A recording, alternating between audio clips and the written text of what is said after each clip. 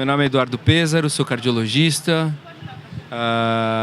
Minha formação foi no Hospital das Clínicas, depois no Instituto do Coração. Sou doutor em Ciências e Cardiologia pelo Instituto do Coração, Universidade de São Paulo.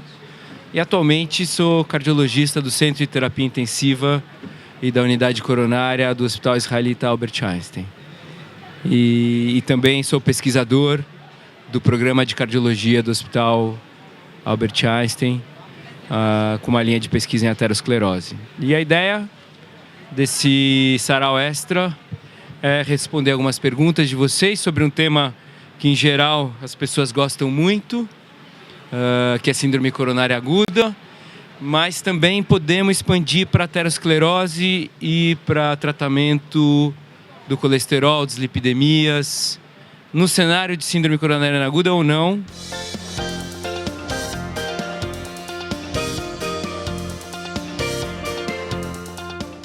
A angiotomografia, ela tem um papel... vou começar pelo score de cálcio, que é um exame que veio antes da angiotomografia. Toda vez que você estava no consultório e chegava um paciente, que você aplicava o score de Framingham, ou o score que você quiser, ou mesmo as perguntas simples das comorbidades de risco cardiovascular, hipertensão, diabetes, etc. E esse paciente, então, ocupava a posição intermediária, ele nem era baixo, nem ele era alto, ele era intermediário.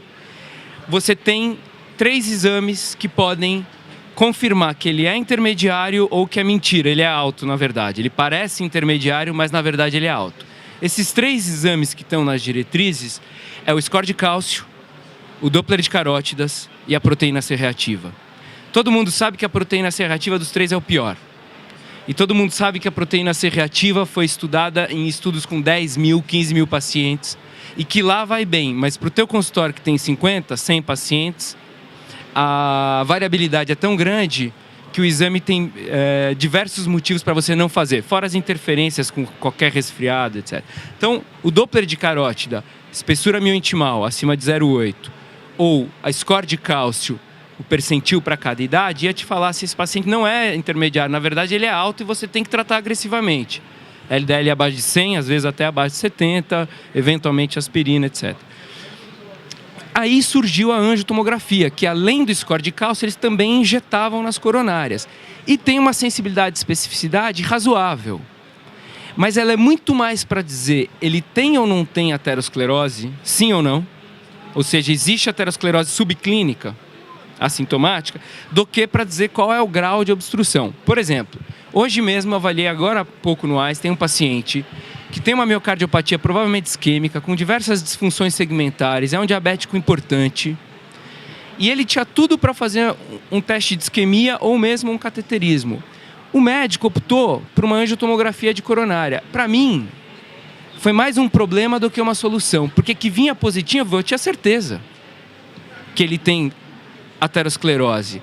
Agora, se é 30%, 40%, 50%, 60%, 70%, a especificidade da angiotomografia não é o ideal.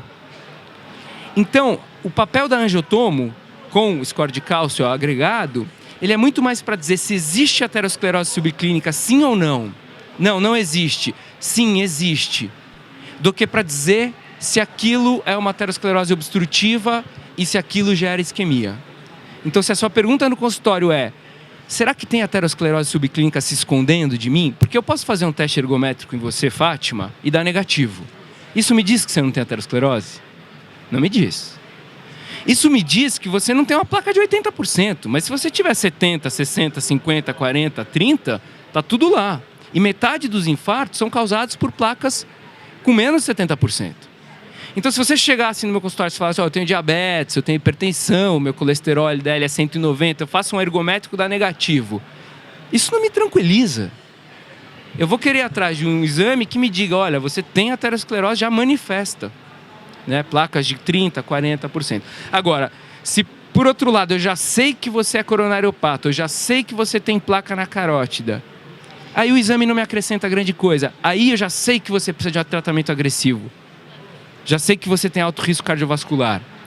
Aí é mais interessante para mim um teste de isquemia. Eu sei que você tem placa, mas eu quero saber se alguma gera isquemia, porque isquemia é um preditor de mortalidade. Entendeu? Então, essa é a resposta. Angiotomografia de coronária, bem indicado quando há dúvida se há aterosclerose subclínica ou não. Mas se já sabe que há, é um mau exame para estratificação de isquemia, porque não é funcional, né? E injeta contraste. Agora, tem uma subpopulação que são os DPOCs. Veja que interessante o DPOC. Ele chega no seu consultório. DPOC, frequentemente autolimitado pelo DPOC. Vamos lá. Qual que é o risco cardiovascular do seu DPOC? Ele inala com Berotec, Forasec, o diabo, fica taquicárdico. Qual é o risco cardiovascular? Bom, faz um teste ergométrico. É impossível. Bom, então faz um ciclo ergométrico. Não é possível também, não aguenta. Então, faz uma cintilografia com dipiridamol. Não pode. DPOC. Então, o que sobra? CAT, agressivo demais. Porque é assintomático. Fazer CAT, precisaria de uma estratificação não invasiva, né? Então aí tem lugar a cintilografia ou ecostress com dobuta. Só que dobuta é um problema para o DPOC também. Porque você injeta 20, às vezes 40 microgramas de dobuta num teste como esse e ele sai em FA. Então, a angiotomografia de coronária no frigir dos ovos é interessante para a subpopulação de DPOC. Eu chego no seu consultório, eu tenho DPOC, eu quero saber qual que é o meu risco cardiovascular. Angiotomo de coronária é interessante. Eu já vejo o pulmão, vejo o score de cálcio e vejo a angiografia para te dizer se você tem aterosclerose subliminar e quão agressivo é você no tratamento clínico. E a cintilografia com adenosina? Então, a cintilografia com adenosina, do DPOC, ela é equivalente ao dipiridamol. A adenosina para o DPOC, que tem polo bronquítico, também não é bom. Também corre risco de ativar o polo bronquítico. Então, você fica um pouco amarrado no DPOC, né? Mas o ecostress com dobuta, cintilo com dobuta.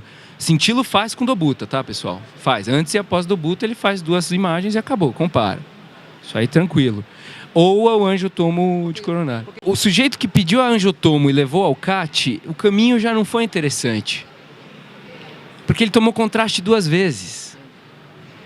Ficou um pouco redundante aqui os exames. Seria interessante, se você indicar bem indicado, eu acho que você para na angiotomo. Você documenta a aterosclerose e você trata a aterosclerose. E se você ficar em dúvida se era obstrutivo ou não, você vai para um teste de isquemia. Que funcionalmente é muito melhor. Qual que é o grande drama hoje nos Estados Unidos? Para quem assina theheart.org, que é uma delícia, viu em todas as notícias mastigadas, o drama hoje é que todo mundo sabe que os hemodinamicistas estão exagerando. Todo mundo sabe. Porque eles olham lesões de 70% e colocam stent. Acontece que essas lesões não são isquêmicas. Frequentemente, um paciente com lesão intermediária faz o teste de isquemia, essa lesão não produz nenhuma isquemia. E eu pergunto, qual que é a evidência para colocar um stent numa lesão que não causa isquemia? 0. Para colocar stent na que causa isquemia, a evidência já é parca. Então, eu acho que uma angiotomo levar um CAT é excepcional. Ela vai levar ao tratamento agressivo da aterosclerose. Isso sim. E isso já mostrou que tem resultado, né? A história da reperfusão primária, ela pode ser resumida em 3 frases. Primeira frase, a angioplastia primária é sempre melhor que trombolítico. Mas ela não é sempre disponível. Qualquer um de nós aqui, se tivesse um infarto com supra, ia querer uma angioplastia primária. Ninguém ia querer streptokinase nem alteplase. Então isso é uma verdade. A angioplastia é melhor. O problema é que ela não está disponível, nem no Brasil, nem nos Estados Unidos. Ela está disponível aqui no Espigão da Paulista. Mas não tem em Ubatuba, né? Não tem em Caraguá. E não tem em 90% das cidades brasileiras. Então o trombolítico é uma realidade, é necessário. E a história dos trombolíticos se resume assim. Os originais streptokinase e uroquinase abrem a artéria TIM3 em 30% dos casos apenas. A segunda geração, que é alteplase, reteplase e tenecteplase, abre a artéria em 60% das vezes, TIM3. Você vê que não é muito, porque a angioprimária abre em 90%. Então, o trombolítico melhor é a geração do TNK, alteplase e reteplase. São iguais, os 3 são equivalentes. E a streptokinase é o primo pobre. Ela custa $200, os outros custam $2.000.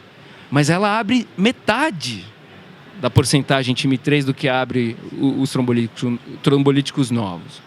Então tem que fazer força para o teu serviço comprar alteplase, né?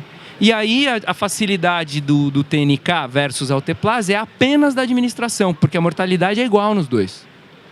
Então lá no Alphaville, vocês sabem que o Einstein tem uma unidade Morumbi e tem uma unidade avançada República do Líbano, Perdizes, que é a mais nova, e Alphaville. O sujeito chega em Alphaville, não tem anjo primário em Alphaville. Porque não dá para manter um laboratório de hemodinâmica 24 horas por dia lá fazendo anjo primária. Vocês sabem que o laboratório para fazer anjo primário ele é diferente do laboratório de hemodinâmica diagnóstico. Ele é diferente. A experiência, a expertise e a rapidez do operador tem que ser completamente diferente. Tem que estar treinado para anjo primária, que é mais difícil. E lá eles injetam TNK.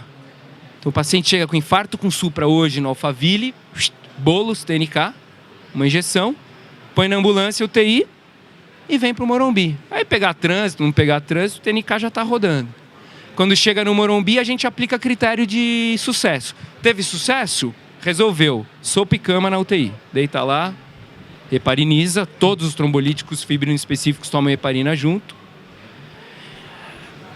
Agora, chegou lá, não teve critério de reperfusão, aí vai para o CAT imediato. E se chegar lá e teve critério de reperfusão, vale a pena fazer o CAT para dar uma olhada? Não, não vale. O estudo A104 mostrou excesso de AVCH nos pacientes que tomavam trombolítico e iam correndo para o CAT. E foi interrompido na metade. Então, cuidado com esse erro. Tomou o trombolítico, sossega o pito. Da heparina, beta-bloqueador, inibidor da ECA, diazepam de horário. Eu trato todos com a diazepam de horário, né, para ficar tranquilo na unidade coronária descansando. E espera. E faz o CAT no dia seguinte, porque o CAT imediato aumenta sangramento. Você tem que lidar com a tua realidade, ponto. Se tem streptokinase, perfeito, vai fazer streptokinase. Agora, time 3 reduz mortalidade, time 2 reduz menos. Tem um gráfico claro de 1994, FTT, foi uma meta-análise que juntou todos os estudos trombolíticos da década de 80 e 90. Marcou época. E mostra claramente, você quer salvar a vida, time 3. Aí time 2 o gráfico cai um pouco e time 1 o gráfico cai mais um pouco. Porque o time 2 tem isquemia residual, é o cara que vai fazer angina refratária no primeiro PIN, o cara que vai fazer arritmia de isquêmica. Então, mas a streptokinase, hoje a polêmica que roda um pouco em volta da streptokinase, não sei se vocês já ouviram falar nessa polêmica, é se dá heparina junto ou não. Sim. Porque originalmente streptokinase não usava heparina junto, por causa de excesso de risco de sangramento. Hoje, alguns estudos já mostram segurança com fibrinolítico não fibrino específico, como a streptokinase ou urokinase, associada à heparina, inclusive a heparina de baixo peso. Então pode usar. Não é obrigado a usar, como nos fibrinos específicos, mas pode usar, indicação 2A. Ou seja, velhinho, mulher, baixo peso, não usa, vai sangrar. Mais jovem, grandão, homem, desce bronca, porque vale a pena investir. Então, se eu pegasse um homem grande, meia idade, com infarto anterior, streptokinase mais heparina, não tenho dúvida. Agora, uma senhora, mulher, baixo peso, idade, tira a mão do acelerador, streptokinase segura. Isso vale para todos os antitrombóticos. Ontem a gente teve uma sessão com o Renato Lopes e com o Roberto Rocha, foi uma delícia, porque recentemente nada mais, nada menos do que 5 antitrombóticos novos entraram no mercado. Ticagrelor, Prasugrel, Fondaparinux, quer dizer, os 2 primeiros antiplaquetários, agora os anticoagulantes. Fondaparinux, Bivalirudina. E a combinação dessa salada, um com o outro sem um, o que foi estudado e tal. Era sobre sangramento, né? Exato. E a aula do Renato Lopes, que foi sensacional, só sobre hemorragia, sobre os efeitos colaterais dessas terapêuticas, mostrou essa preocupação atual. Quem sangra morre mais. Então, esse conceito que eu transmiti para vocês vale para qualquer situação cardiológica de antitrombóticos. Quanto mais fatores de risco, aqueles idosos, sexo feminino, baixo peso, AVC prévio, vai sangrar. Homem, jovem, menos risco. E o cardiologista está o tempo inteiro, na mão direita, o antitrombótico, para vencer a isquemia. Na mão esquerda, a hemorragia. Minor, nos sítios de punção. Major, no estômago, no cérebro, né? A gente está o tempo inteiro julgando isso, né?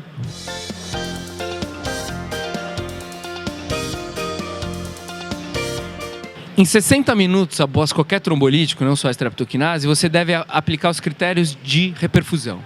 Caiu o supra, passou a dor, apareceu a arritmia de reperfusão, tipo ritmo idioventricular ou extrasístoles ventriculares. 3 critérios. E o quarto é pico precoce de CKMB, esse só vai ficar pronto depois. Caiu o supra, melhorou a dor, esquece. Pede uma vaga de UTI e relaxa. Certo? Dá as outras medicações que são classe 1, estatina, beta-block, inibidor da ECA. Tranquilo. Não reperfundiu, o CAT é imediato. Porque é resgate. Quanto antes, melhor. Né?